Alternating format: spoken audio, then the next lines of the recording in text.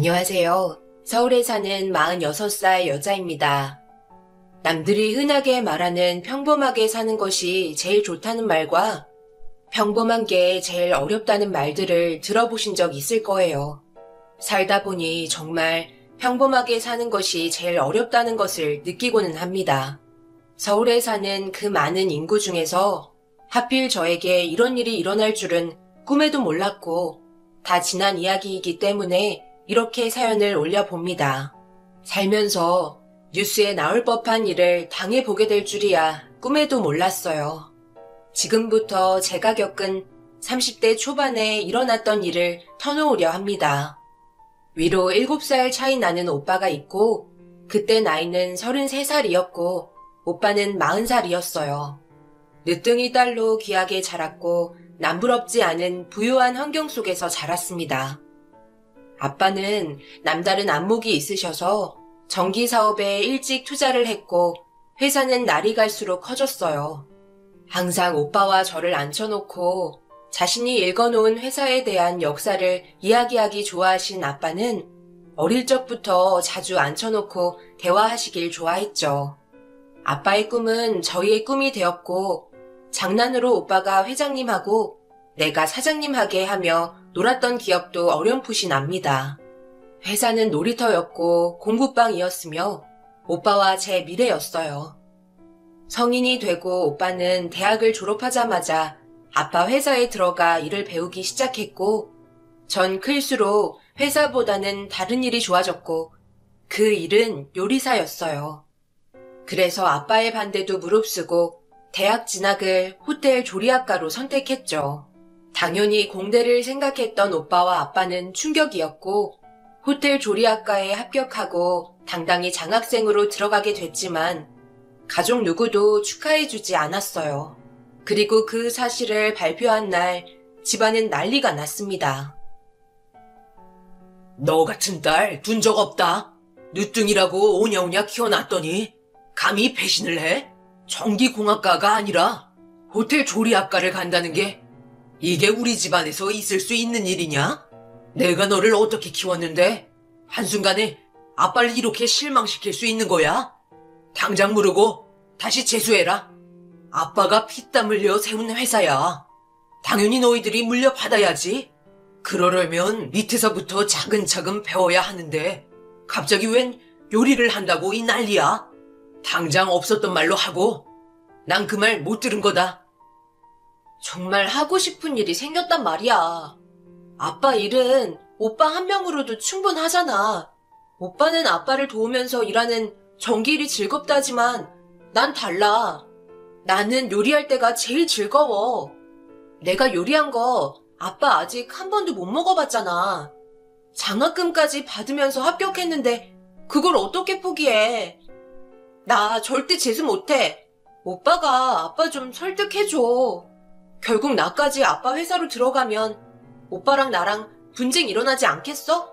지금도 집에서 치약 짜는 걸로 서로 안 맞아서 매일 싸우는데. 아빠도 우리 남매가 틀어지는 거 보기 싫잖아. 회사보다 남매가 서로 사이좋게 지내는 게 더 좋은 거 아니야? 회사는 저에게 맡겨두시고 승희는 하고 싶은 일 하게 해두죠. 더 열심히 할게요. 이렇게 싫어하는데 회사에 앉혀놓는다고 일하겠어요? 아빠도 승희 성격 알잖아요. 한 번 꽂히면 끝까지 가는 거 겪어보고도 그러세요?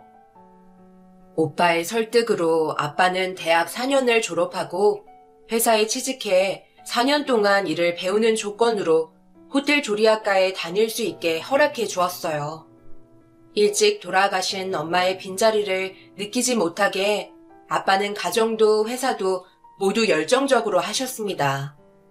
그런 아빠를 존경하지만 아빠는 생각대로 오빠와 절 강요하는 게 있었고 오빠는 대단하게도 그 모든 걸 감수했어요.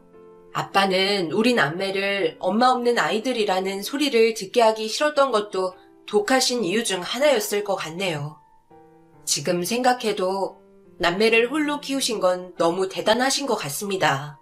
한 가지 염려되는 게 있다면 자신이 짜놓은 틀 안에 우리 남매가 살아가길 바라셨어요.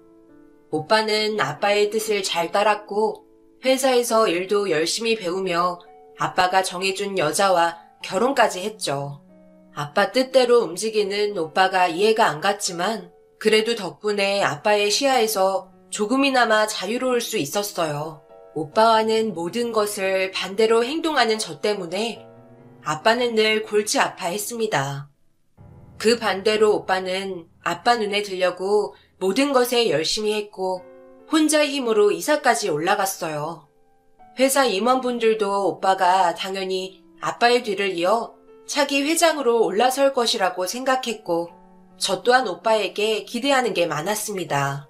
오빠는 새언니와 회사를 위해 열심히 일했어요. 덕분에 나날이 회사는 커졌고 주식까지 성장하게 되었습니다. 기뻐하는 가족들의 얼굴이 기억이 나네요. 기쁨도 잠시, 곧 졸업날이 다가올수록 회사로 들어오라는 아빠의 요구는 날이 갈수록 늘어났고 회사에 이대로 들어가는 것이 싫었습니다. 꼭 취업을 해야 한다면 꿈과 가장 가까운 호텔 주방에 취직을 하고 싶었어요. 어김없이 졸업은 다가왔고 아빠의 뜻을 꺾지 못하고 4년을 회사에 다니면서 전반적인 업무를 배웠습니다. 회사를 다니면서 요리에 대한 못다한 미련은 여전했고 결국 밤에는 자격증을 따며 요리 공부를 틈틈이 했어요. 한식 자격증을 따기 위해 요리 수강을 지원했고 퇴근하고 학원을 다니면서 바쁜 나날들을 보냈고 몸은 힘들었지만 하고 싶은 일을 할 수 있었기 때문에 일이 힘들어도 즐거웠습니다. 그리고 학원을 드나들면서 현재 제 남편을 만날 수 있었어요.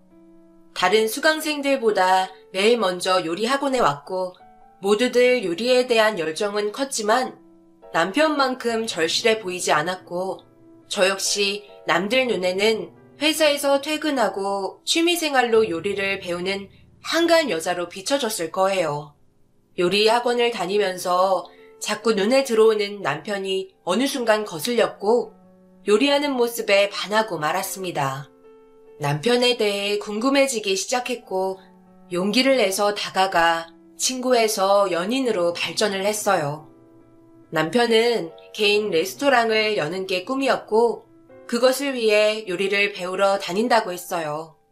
많은 이야기를 나누면서 서로 말이 잘 통했고 많은 것을 배울 수 있는 사람이라고 생각했습니다. 그리고 아빠의 회사로 인해 발목 잡힌 대신 꿈을 실현해 줄 수 있는 유일한 사람 같아서 더 좋았죠. 회사에서 벗어나지 못한다면 이 사람과 결혼해서 함께 요리를 하는 상상을 해보기도 했습니다. 그렇게 3년의 연애 끝에 결혼을 하기로 결심했고 드디어 남편의 이름을 딴 레스토랑을 차리게 되었어요. 오픈 하루 전날 아빠와 오빠 내외를 초대해 결혼 허락을 받으려는 계획을 했어요. 남편은 자신의 가게에서 첫 음식을 대접하려고 모든 재료와 메뉴 선정까지 혼자 다 했고 음식을 만들었습니다.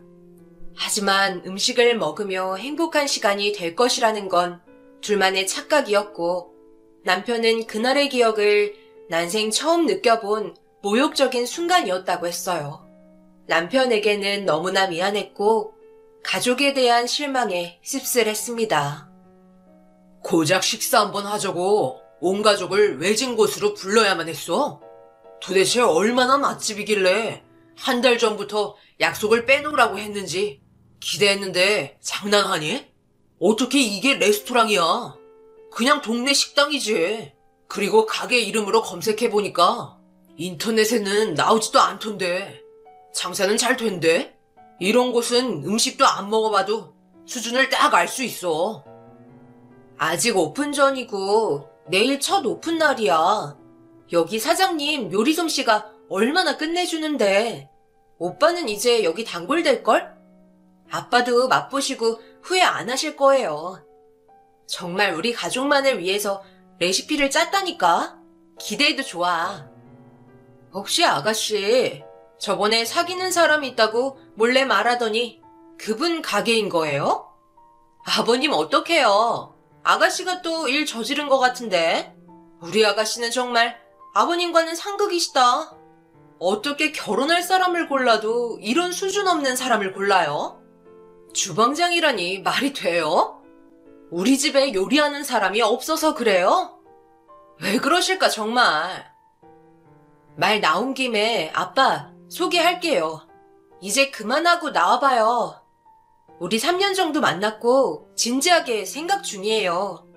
결혼 허락 맡으려고 이 자리에 모두 초대한 거고 앞으로 이 식당의 사장님이시자 메인 셰프입니다. 다들 많이 놀랐지? 신중하게 생각한 만큼 모두에게 축복받고 싶은데 결혼 허락해주면 안 될까? 부족한 거야 많겠지만 이만큼을 부모님 도움 없이 오직 우진 씨 혼자서 해낸 거야. 절대 흔치 않고 정말 열심히 한 건데 다들 이쁘게 봐줘요. 아빠, 그래 줄 거지? 하다하다 이제는 결혼도 네 맘대로 할 작정이냐? 넌 도대체 애가 왜 이 모양이야? 네 오빠처럼 아빠 믿고 따라와주면 안 되겠어? 이제 아빠도 몸도 좋지 않고 사는 보람이 없는데 너라도 사고치지 좀 마라. 이 이야기는 없던 이야기로 하고 승권이 너는 당장 승희 맞선 자리 알아봐. 감히 누구를 넘봐? 내가 너 이런 코딱지만한 가게에다 시집 보내려고 이렇게 악착같이 산 줄 알아? 내가 네 엄마를 무슨 낯으로 보겠어? 절대 이 결혼은 안 되는 줄 알아. 그러게요, 아버님. 너무 속상하시겠다. 주방님, 여기 월세 얼마나 하나요? 아, 요리만 할 줄 알았겠지. 고작 월세 몇 푼 내는 가게 사장님이 우리 아가씨를 넘봐요? 그런 주제가 되나요? 정말 세상 물정 너무 모르시네. 우리 아가씨가 어떤 아가씨인데 당신 같은 사람한테 절대 시집 안 가요.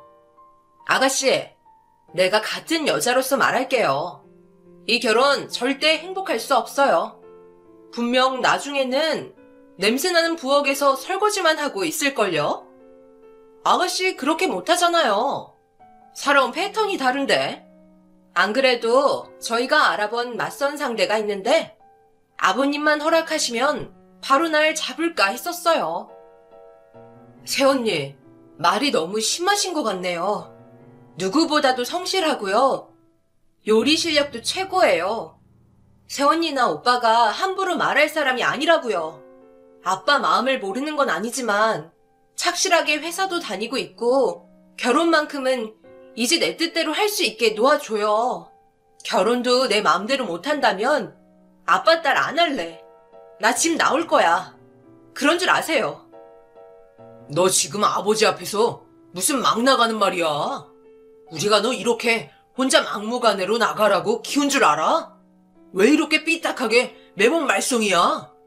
아버지 요즘 몸도 많이 편찮으신데 당장 이 결혼 무르고 오빠가 소개시켜준 남자 만나. 이런 곳이 우리 가족이랑 어울린다고 생각하니? 꿈속에서 빠져서 사는 남자가 뭐가 좋다고? 너도 이제 꿈에서 깰 나이 됐잖아. 아버지 가시죠. 더 이상 볼 일 없을 것 같아요. 당장 집으로 와. 그리고 이런 곳에 드나들지 마. 네 격 떨어져. 애써서 만든 음식은 모두 휴지통으로 들어갔고 오빠는 아빠와 새언니를 데리고 나갔습니다. 다음날 회사에는 나가지 않았고 남편은 오픈을 하루 미뤘습니다. 이 기분으로는 음식도 손님도 상대할 수 없었겠죠. 아빠의 전화가 몇 번 왔지만 받지 않았고 어느 순간부터는 절 찾는 가족들의 전화도 오지 않게 되었어요. 물론 저도 남편을 포기하지 못했기 때문에 가족들을 만날 생각은 하지 않고 살았고 가족보다 우진 씨를 선택하는 쪽이 속도 편했어요. 아빠에게는 너무나 죄송스러웠지만 그때는 집을 나와 가족을 안 보는 것이 할 수 있는 최선의 선택이었습니다. 남편과의 결혼은 잊은 채 레스토랑을 함께 운영해가며 열심히 한 결과 어느새 레스토랑은 맛집이라는 소문까지 돌았고 장사도 잘 되기 시작했어요. 하루는 오빠 내외가 화를 내며 갑자기 가게에 들이닥쳤고 너무 놀라서 손에 들고 있던 유리컵을 깨트렸습니다. 다짜고짜 삿대질을 하며 새언니는 화를 냈어요. 세상에, 완전 딴가게가 됐네. 아가씨 정말 해도 해도 너무한 거 아니에요? 그날 이후로 단 한 번도 집에 오지도 않고 하나뿐인 딸이 정말 이래도 되는 거냐고요. 아버님은 저한테 맡겨만 놓고 이렇게 가게를 키우셨네요. 양심이라는 게 있으면 말해봐요. 진정하세요. 도대체 왜 이렇게 화가 난 건데요? 아빠한테 무슨 일 생긴 거예요? 가족 모두가 우리 결혼 반대하니까 당연히 집에 못 갔죠. 집에 가면 우진 씨 못 만나게 할 거였잖아요. 그런 곳에 어떻게 가요? 결혼 허락할 때까지 기다렸던 거예요. 어느 정도 레스토랑이 자리 잡으면 화냈던 아빠 마음도 돌아서지 않을까 싶어서 시간을 봤던 거라고요. 참 태평한 소리다. 여전히 혼자만 꿈속에서 허우적대며 살고 있구나. 그날 이후로 아빠한테 풍이 와서 왼쪽 마비가 왔어. 이게 다 누구 때문인지 알겠지? 회사 일도 바쁜데 아버지 병원 다니고 재활 치료하면서 들어간 돈만 해도 몇 천이야. 그거면 다행이게. 네 언니가 고생이 얼마나 심했는지 알아? 아버지 성격 알잖아. 마음에 안 드는 건 꼭 짚고 넘어가시고 사람을 틀에 가두시려 하는 거 말이야. 얼마나 새언니가 상처 많이 받았겠니? 하나부터 열까지 다 이래라 저래라 하시는데 얼마나 힘들었는 줄 알아? 아버지는 볼 필요 없어. 네가 보고 싶다 해도 아버지가 널 보기 싫다 하셨으니까. 장사도 잘 되는 것 같은데 네가 새언니 동장으로 생활비랑 병원비만 붙여라. 요즘 회사가 많이 어려워서 그러니까 그런 줄 알고. 오빠의 청천벽력 같은 말에 남편과 전 아무 일도 손에 잡히지 않았어요. 오빠한테 물어볼 것도 많았지만 모든 게 제 탓만 같았고 그날 이후로 매달 생활비와 병원비를 보냈습니다. 한 번은 아빠가 너무 보고 싶고 용서를 빌어야 할 것 같아서 오빠네 집 앞으로 간 적이 있었어요. 새언니에게 남편이 정성스럽게 만든 음식을 전해주면서 아빠와 만나게 해달라고 부탁했지만 새언니는 아빠가 절 만나길 원치 않으시다고 돌아가라는 말만 전했어요. 집 앞까지 온 저를 매몰차게 돌려보내는 아빠에게 너무나 서운했고 도저히 이해가 되지 않았어요. 우진 씨와 결혼하려는 게 하나뿐인 딸을 그렇게 보기 싫을 정도인가 생각했습니다. 아무리 아빠 뜻대로 안 사는 딸이지만 이렇게 긴 시간 안 만나준 적은 없었어요. 가끔 남편의 요리를 새언니를 통해 보냈고 아빠는 여전히 답을 주지 않으셨습니다. 어느 날 새언니에게 전화가 왔고 혹시나 아빠가 오라는 전화일까봐 냉큼 받았고 새언니의 목소리가 다급했어요. 아가씨, 혹시 돈 좀 있어요? 요즘 아버님 회사가 너무 안 좋아요. 딱 5천만 원만 있으면 될 것 같은데. 빌려주면 아버님한테 잘 말해 놓을게요. 아가씨 덕에 회사 문제가 잘 해결됐다고 하시면 아버님도 분이 풀리실지 어떻게 알아요? 새 언니의 제안이 너무 솔깃했고 아빠가 이번 일을 우진 씨를 통해 해결하면 용서해 줄 것 같은 생각이 들었어요. 그런데 그 큰 5천만 원이 남편에게는 없었고 결국 남편의 가게로 대출을 받게 됐습니다. 회사 문제도 잘 해결됐고 새언니가 아빠에게 잘 말해주기만을 바랬어요. 하지만 도통 연락이 없었고 사는데 바빠 아빠를 찾는 일도 점점 줄어들 때쯤이었어요. 하루는 아빠 회사에서 함께 다녔던 팀장님의 전화가 왔고 전화를 받는 순간 너무 믿을 수 없는 나머지 실신하고 말았습니다. 팀장님의 전화는 회장님이신 아빠가 돌아가셨다는 전화였고 오빠와 새언니는 보이는데 제가 보이지 않아서 전화를 했다는 거예요. 그런데 장례식장의 분위기가 모두 저를 원망하는 분위기라면서 오빠와 새언니가 저 때문에 아빠가 돌아가신 거라며 떠들고 다닌다고 했어요. 너무 억울해서 당장 남편과 장례식장에 들어갔습니다. 정말 아빠의 영정 사진이 있었고 아빠 앞에 무릎을 꿇자 장례식장은 갑자기 조용해졌어요. 새언니는 보자마자 앞에 주저앉아서는 옷자락을 붙잡고 펑펑 울기 시작했어요. 그런데 슬퍼야 하는데 너무나 화가 나서 미칠 것만 같았습니다. 아빠가 돌아가신 걸 알리지도 않았고 돌아가실 때 위독했더라면 그때라도 불렀어야 하는 게 아니었는지 따져 물어보고 싶었어요. 하지만 새언니의 말은 황당할 뿐이었습니다. 아가씨 때문에 우리 아버님 이렇게 돌아가셔서 어떡해요? 그렇게 한 번을 안 찾아오시더니 이제 영영 아버님 얼굴도 못 보고 아버님이 얼마나 애타게 아가씨를 그리워했는지 몰라요. 어쩜 눈 하나 깜빡하지 않고 우릴 보러 오지 않았어요? 아버님이 반대하는 결혼 하겠다고 집 나가놓고 이제 와서 아버님 보러 온다고 무슨 소용이 있겠어요? 아가씨는 정말 독하네요. 네가 여기가 어디라고 와? 너 때문에 아빠가 이렇게 돌아가셨어. 너는 딸 자격도 없고 우리 집안의 수치야. 아빠가 얼마나 너를 그리워했는데 그런 아빠를 이렇게 보내니 속이 시원하니? 당장 나가고 우리 앞에는 다시 찾아올 생각 하지 마. 내가 뭘 그렇게 잘못했다고 다들 이래? 날 안 보겠다고 한 건 아빠였어. 새언니 말 좀 해봐요. 내가 음식도 전했고 돈도 해줬잖아요. 근데 왜 다들 나를 몰아세우는 거야? 나도 아빠 화 풀리게 할 만큼 했다고. 아빠를 그리워한 사람은 나야. 언니도 알잖아요. 아빠 위해서 음식도 나르고 음식 맛도 보셨다면서요. 아빠가 얘기 안 해요? 정말 우리 아빠 이렇게 간 거 아니죠? 아빠한테 할 말이 너무나 많은데 어떡해요?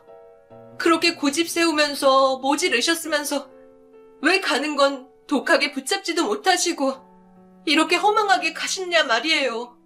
이런 식으로 평생 후회하며 살라는 거야, 아빠? 말 좀 해봐요. 아빠, 이거 꿈이지? 다들 저보고 가식 떤다, 재산 받으러 왔다, 전하의 불효녀라고 수군대는 소리가 장례식장 안에 가득했습니다. 하지만 뭐라 해도 상관없어요.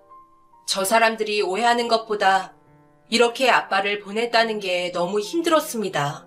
사과를 할 기회조차 없어졌고 아직 맛보여드릴 음식들이 너무나 많은데 아무것도 해드린 게 없어서 하염없이 후회의 눈물만 흘렸습니다. 오빠 내외는 저희 부부를 장례식장에서 내쫓았고 저희는 문상객들에 의해 끌려 나왔어요.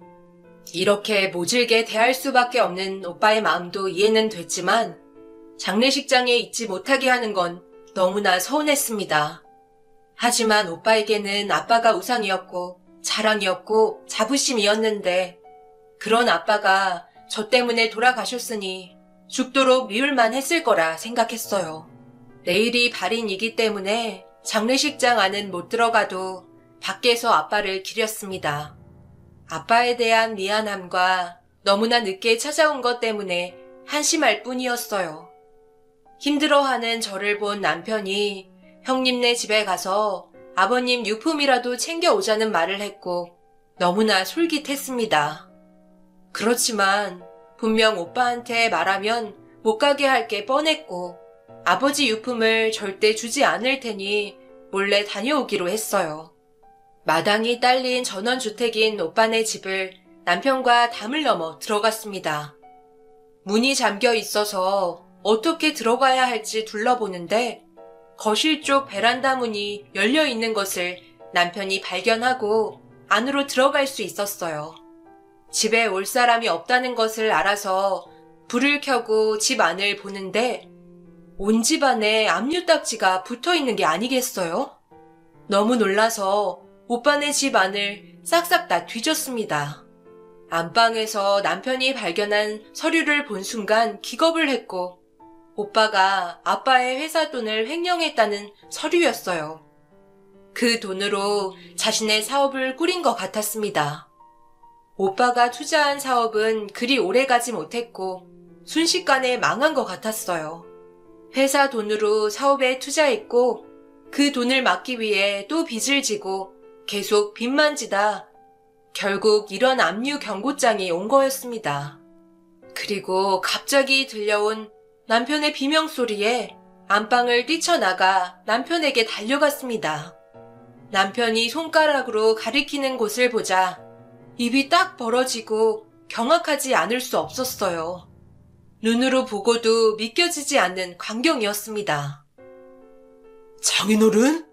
세상에, 장인어른이 살아계셔. 여보, 당장 이리 와봐. 이게 어떻게 된 일이에요? 아니, 이렇게 멀쩡하게 살아계신 분이 장례식을 치르다니. 형님이 어떻게 되신 거 아냐? 아버님, 저희가 누군지 아시겠어요? 정말 아빠 맞아? 왜 이렇게 야위었어?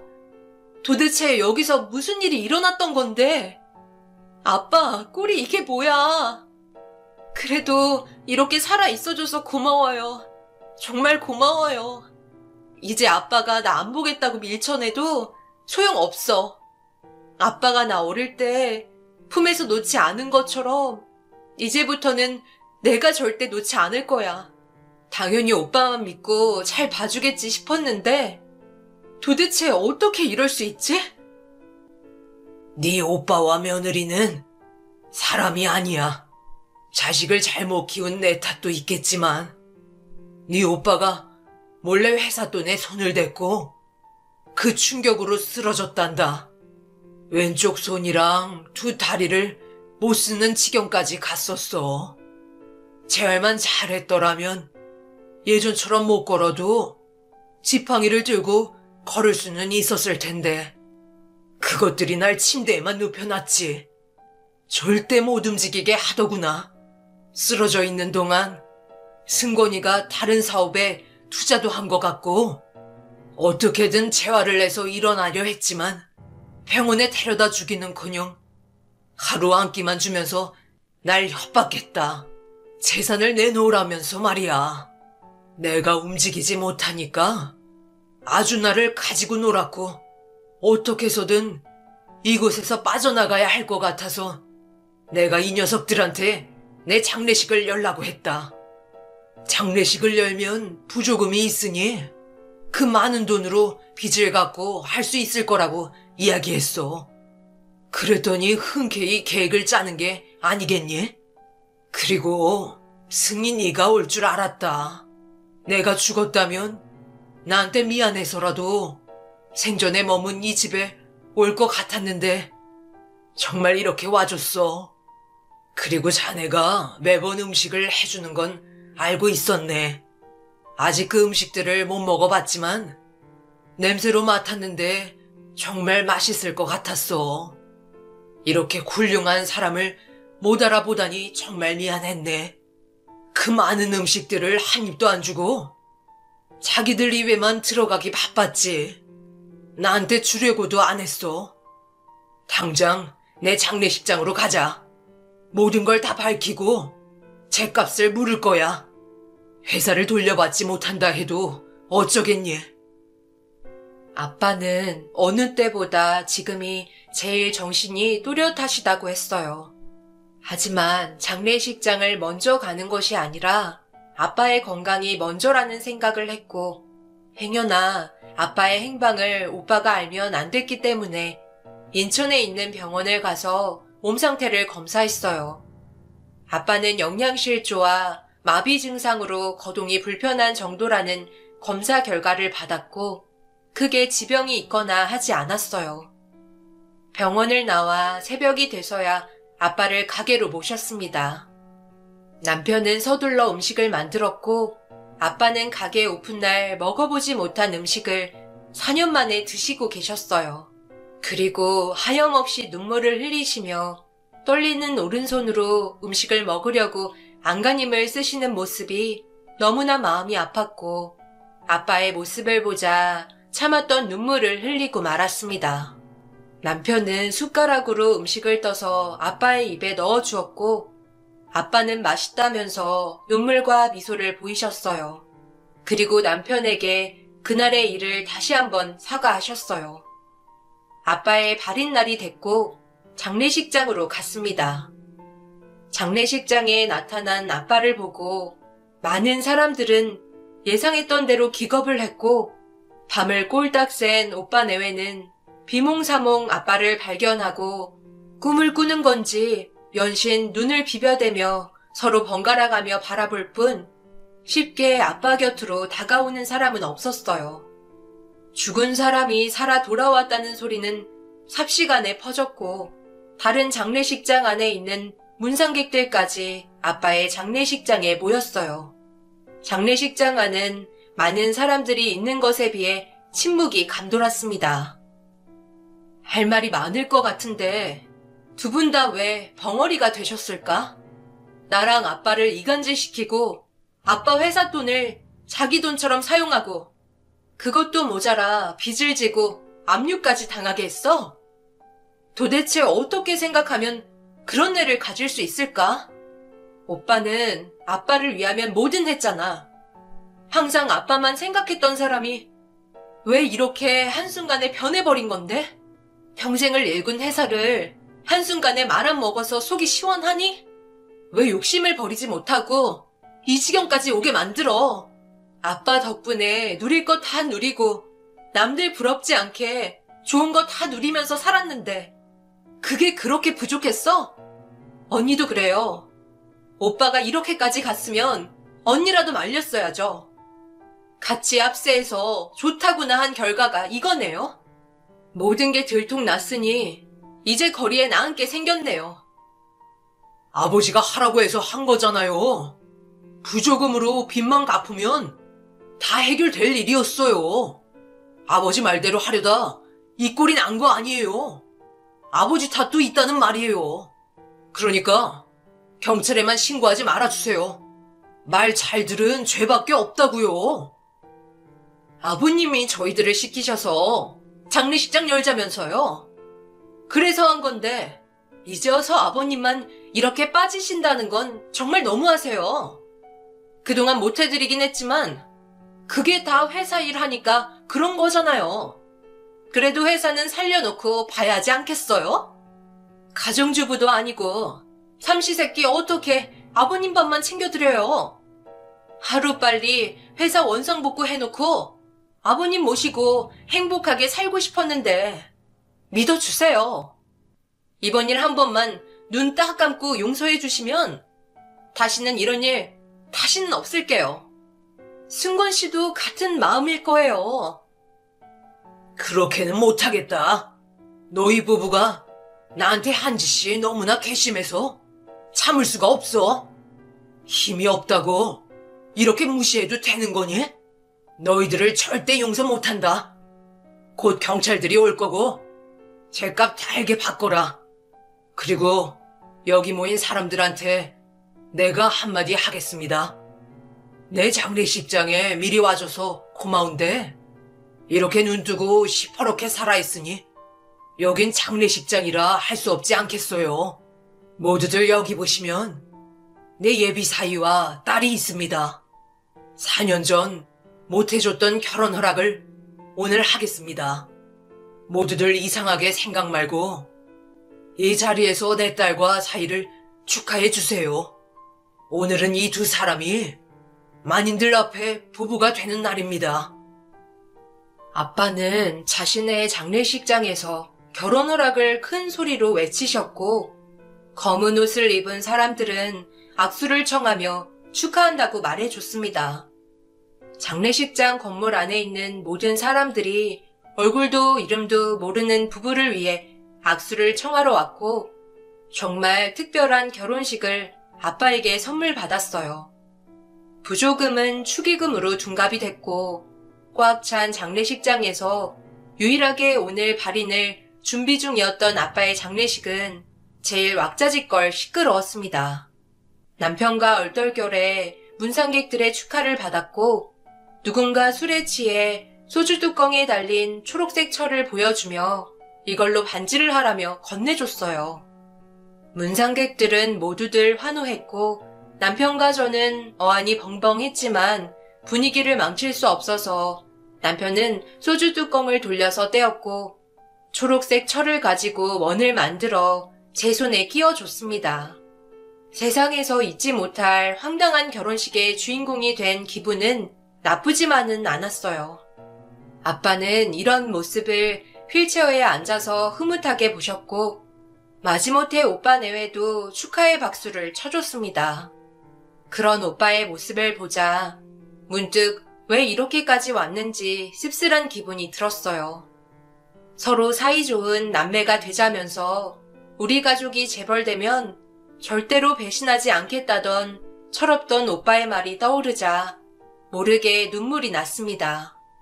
꿈 많은 오빠는 어디로 가고 제 앞에 입이 반쯤 나와 삐딱하게 쭈그려 앉아있는 오빠가 보이네요. 오빠 내외는 법의 심판을 받았고 징역 5년을 선고받았습니다. 아빠의 회사는 더 이상 아빠가 돌볼 수 없어 전문 경영인을 세워서 유지하는 것에 만족을 했고 남은 재산은 남편의 가게에 투자하셨습니다. 남편의 레스토랑은 단골층도 많이 생겼고 가끔 손님들이 많이 몰리는 주말에는 복장을 갖춰 입고 주방에 나가기도 합니다. 그런 모습을 볼 때마다 아빠는 당장 앞치마를 벗으라고 야단치시지만 제가 요리를 대접하면 항상 빈 그릇으로 화답을 해주세요. 아빠는 저희 부부와 함께 살고 계시고 두 다리는 재활 치료를 하면서 서서히 좋아지셨고 감사하게도 지팡이를 짚고 방 안에서 화장실 정도까지는 움직일 수 있을 만큼 많이 호전됐습니다. 아빠가 죽었다 살아났기 때문에 살아계시는 동안에는 모든 것을 할 수 있을 때까지 최선을 다해 돌보려고 해요.